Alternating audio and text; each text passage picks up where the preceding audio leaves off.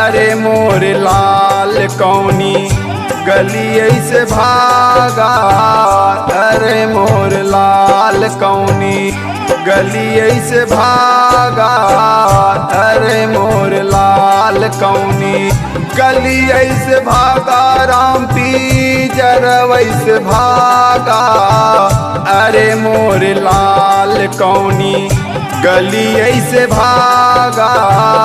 अरे मोर लाल कौनी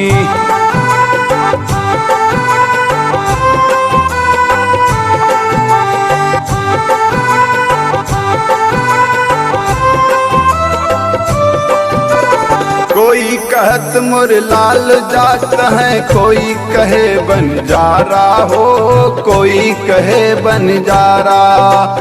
माई कहे मोर एक ही ललना, ओहू मेरा मझिला गाई दिए व्याधा। अरे मोर लाल कौनी गली ऐसे भागा। अरे मोर लाल कौनी गली ऐसे भागा। राम पीजर वैसे भागा। अरे मोर लाल कौनी गली ऐसे भागा। अरे मोर लाल कौनी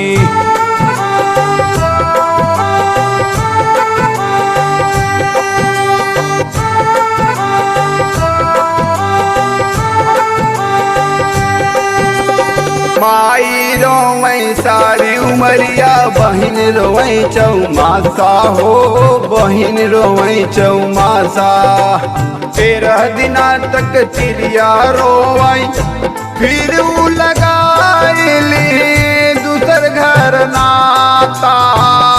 अरे मोर लाल कौनी गली ऐसे भागा। अरे मोर लाल कौनी गली ऐसे भागा।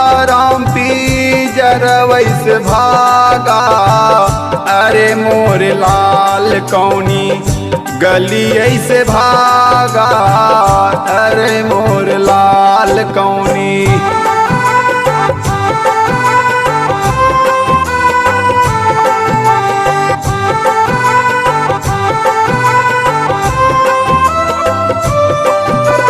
फाड़ जरई जस बन के लकड़ी, मांस जरत बन घासा हो, मांस जरत बन घासा। कहत कबीर सुनो भई साधो, जेडी सुरेंद्र जगा खेल तमाशा। अरे मोर लाल कौनी गली ऐसे भागा।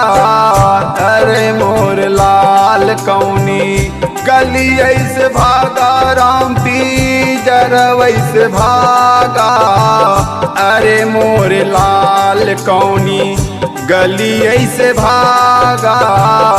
अरे मोर लाल कौनी गली ऐसे भागा। अरे मोर लाल